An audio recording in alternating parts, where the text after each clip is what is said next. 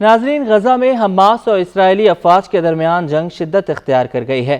اسرائیلی جارحیت کے خلاف حماس کی جوابی کارروائیوں میں مزید 3 اسرائیلی فوجی ہلاک ہو گئے۔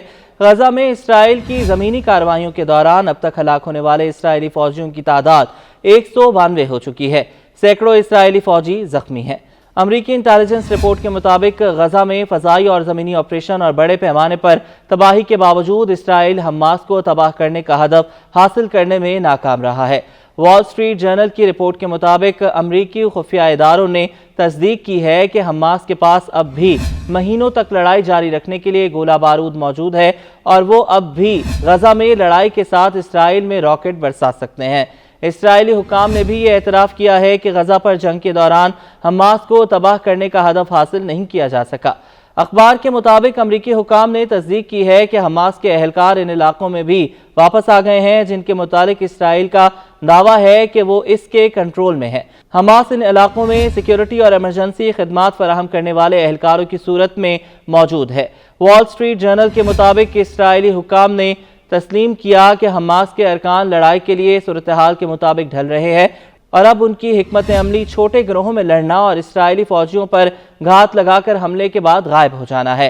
سابق امریکی جنرل جوزف ووٹل نے اخبار کو بتایا کہ صورتحال ظاہر کرتی ہے کہ حماس نقصانات کے باوجود مزید لڑنے کی صلاحیت رکھتی ہے۔ اخبار کے مطابق امریکی خفیہ اداروں کا اندازہ ہے کہ جنگ کے آغاز سے لے کر اب تک حماس نے اپنے 20 سے 30% جنگجوؤں کو کھو دیا ہے۔ اندازے کے مطابق حماس کے پاس جنگ سے قبل 25,000 سے 30,000 جنگجوؤں کے علاوہ ہزاروں پولیس اہلکار اور دیگر فورسز تھیں۔ ادھر غزہ میں اسرائیل کے بلا تفریق سفاکانہ حملوں کا سلسلہ جاری ہے۔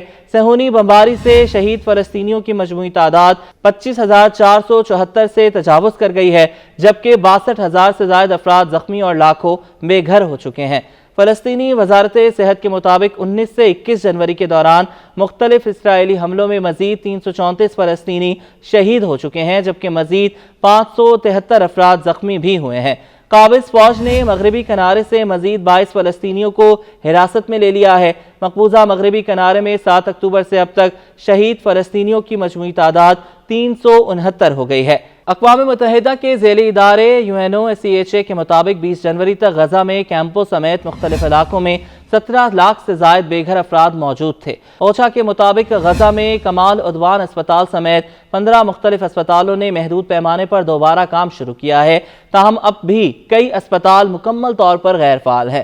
اوچھا کی رپورٹ کے مطابق غزہ میں بے گھر افراد کے لیے انسانی امداد کی فراہمی تاحال مشکلات درپیش ہیں۔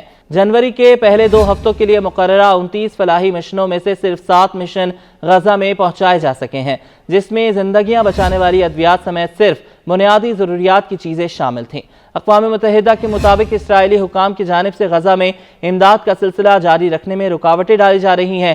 20 اور 21 جنوری تک رفح اور کرم شلوم راہداریوں سے ادویات، غذا اور دیگر بنیادی اشیاء کے صرف 325 ٹرک غزہ میں پہنچائے جا سکے ہیں۔ ادھر اسرائیلی بمباری کے باعث کیمپوں، اسپتالوں، اسکولوں اور سڑکوں پر موجود لاکھوں بے گھر فلسطینی خوراک اور دواؤں کی شدید قلت کے باعث دباؤ کا شکار ہیں۔ دوسری جانب جنگی جنون میں مبتلا اسرائیلی وزیر اعظم نے یرغمالیوں کی رہائی کے لیے حماس کے جنگ بندی کے مطالبے کو پھر مسترد کر دیا۔ سعودی وزیر خارجہ شہزادہ فیصل بن فرحان نے کہا ہے کہ اسرائیل سے تعلقات معمول پر لانے والا واحد راستہ علاقائی استحکام اور فلسطینی مسئلے کے حل کے ساتھ ہے۔ امریکی میڈیا کو انٹرویو میں سعودی وزیر خارجہ نے مزید کہا کہ ہماری توجہ غزہ میں کشیدگی کم کرنے پر مرکوز ہے۔ شہزادہ فیصل بن فرحان نے کہا کہ ہمیں فلسطین کے مسئلے کے حل پر توجہ رکھنے کی ضرورت ہے، مستند اور ناقابل واپسی فلسطینی ریاست کی ضرورت ہے۔